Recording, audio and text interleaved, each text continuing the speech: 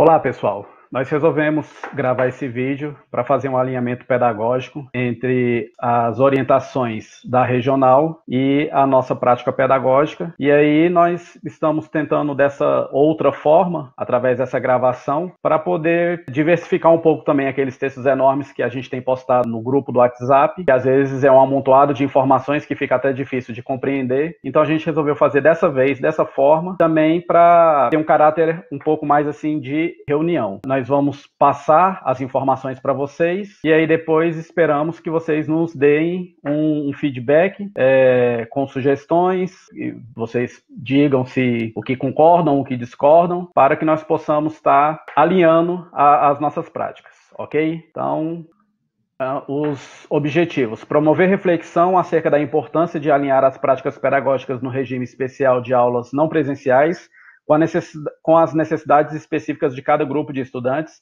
considerando as dificuldades para acompanhar as aulas devido à falta de recursos ou conhecimento tecnológico.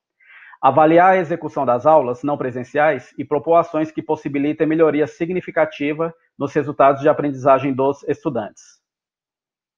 Nossa pauta: possibilidade de reposição, orientações acerca da validação das aulas e frequência, problemas na execução das aulas e rotina pedagógica.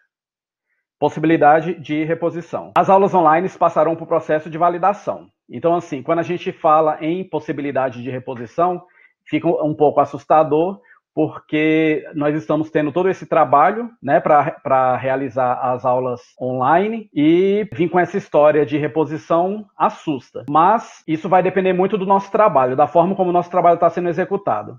Então, eu acredito que se nós seguirmos as orientações, não terá por que falar em reposição. A questão é se estamos ou não seguindo as orientações. Então, por isso, nós estamos passando para vocês todas as orientações que foram passadas para nós, para que nós possamos estar fazendo esse alinhamento. Só para que vocês entendam. Quando terminarem as aulas online, esse período de aulas não presenciais, nós teremos que ter um conjunto de evidências e vamos encaminhar essas evidências para o Conselho Estadual de Educação. Então, são eles que vão dizer se as aulas têm validade ou não, de acordo com as evidências que nós apresentarmos. Então, é por isso que é bom que fiquemos bem atentos a essa questão de ter evidências de que o nosso trabalho está sendo realizado, de que está chegando ao estudante, de que está havendo uma efetividade, né? O estudante realmente esteja aprendendo. Então, esse aí tem que ser a nossa preocupação primordial nesse momento. Orientações acerca da validação das aulas e frequência. Para ser considerado dia letivo, é necessário que tenhamos participação da maioria dos estudantes de cada turma, pois devemos atender à Lei de Diretrizes e Bases da Educação, que garante ao estudante o direito à educação e atribui ao Estado o dever de educar. Com isso, os estudantes terão sua frequência validada mediante a entrega das atividades propostas pelos professores, conforme planos de estudo, com registro de data, dia após dia, e de cada componente curricular no seu caderno. Portanto, o lançamento do registro da frequência dos estudantes será realizado somente no retorno das aulas presenciais, após apresentarem os registros das atividades aos professores. Em seu caderno, o estudante deverá citar a data, componente curricular, português, matemática, etc., e logo abaixo o registro das resoluções das listas de atividades. Resumo, redação, qualquer outras ações que forem solicitadas pelo professor e constam no plano de estudo. Isso validará o dia letivo do aluno. Então, a parte do aluno, para que ele receba a frequência e para que o dia letivo dele seja validado, ele terá que ter esse plano de estudo, que nós já passamos para ele, eu vou mais à frente eu vou apresentar para vocês, e as atividades feitas no caderno. Basicamente, quem vai fazer essa validação é a própria escola. Tanto a coordenação quanto os professores vão estar verificando se os alunos realizaram as atividades e se essas atividades estão de acordo com o plano de estudo. Estando, a frequência deles será validada. Já a frequência do professor. O que vai validar a frequência do professor? O plano de estudo dos estudantes, ou seja, nesse sentido, o mesmo que valida para o estudante, valida também para o professor, que é o plano de estudo. Preenchimento dos formulários diários enviados pela regional, que são aqueles formulários que nós estamos postando no grupo, aquele link que a gente posta no grupo todos os dias para vocês acessarem e preencherem.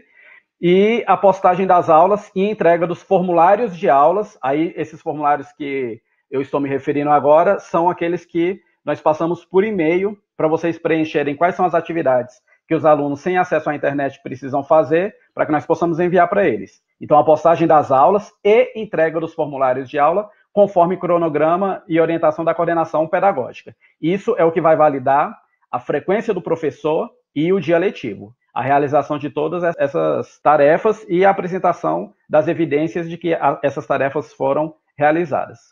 É importante ressaltar que o planejamento do professor, plano de aula e plano de estudo com rotina do estudante e o material didático adotado devem estar em conformidade com o projeto pedagógico da escola e deverá refletir, na medida do possível, os conteúdos já programados para o período. Ou seja, esse trecho aqui é só para deixar claro que essas aulas elas não podem ter um caráter de tapa-buraco. Eu acredito que nenhum professor esteja fazendo isso, mas não pode ser assim, passar uma pesquisa só para que o aluno tenha algo para fazer, sem ter aquele caráter de aula normal mesmo, né? De que o professor esteja seguindo o programa que foi estabelecido lá no início do ano.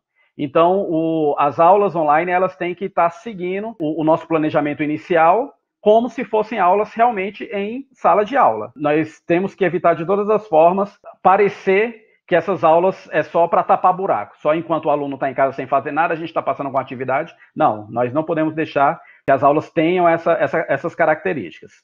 É importante ressaltar também que o registro feito pelo estudante, com data de realização da atividade e do componente curricular estudado no dia, esteja em conformidade com o plano de estudo elaborado e orientado pelo professor. Então, da mesma forma que as aulas do professor têm que estar de acordo com o nosso planejamento anual, as atividades que constarem nos cadernos dos alunos têm que estar de acordo com o plano de estudo que eles vão preencher, de acordo com aquilo que vocês vão estar passando para eles.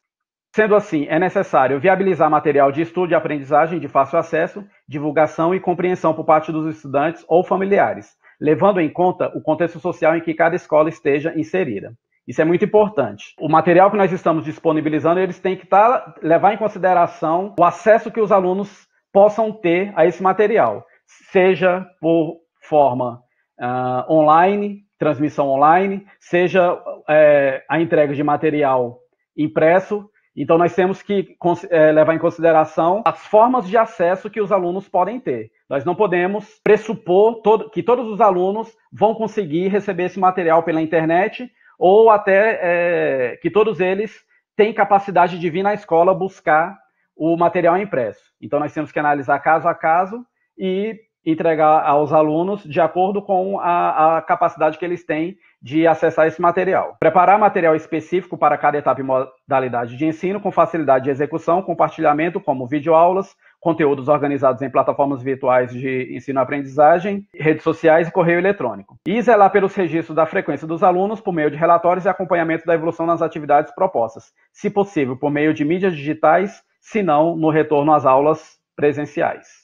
Resumindo, a frequência do professor e aluno e a validação das aulas ocorrerão mediante evidência de que as aulas foram executadas com qualidade, incluindo explicação de conteúdo e interação com o aluno, evidências de que as aulas chegaram a todos os alunos e o controle diário das aulas através do plano de estudo e do caderno do estudante. Então, vamos ver como nós estamos, como está sendo realizado o nosso trabalho nesse sentido. Aqui nós temos aí mais ou menos um gráfico mostrando a quantidade de alunos que nós estamos atingindo no matutino. Então, a coluna azul representa a quantidade de alunos que nós temos matriculado na escola e a coluna vermelha representa a quantidade de alunos que estão inseridos no Classroom. Isso não significa que os alunos estejam realizando as atividades ou até estejam conseguindo realizar as atividades.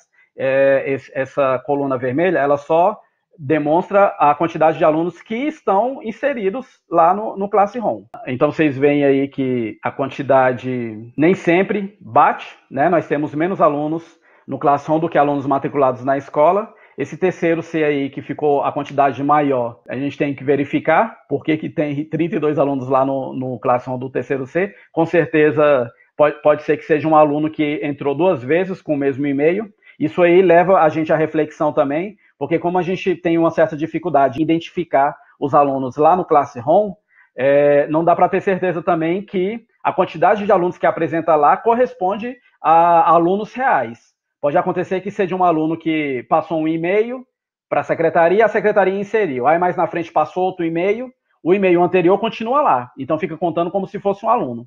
E aí na hora que a secretaria insere o outro e-mail, fica o mesmo aluno contando 2 vezes. Então isso aí também é um levantamento que nós vamos ter que fazer, vamos ter que analisar direitinho quais são quem é quem lá dentro do Classroom, para poder evitar que haja aí essa contagem errada de alunos.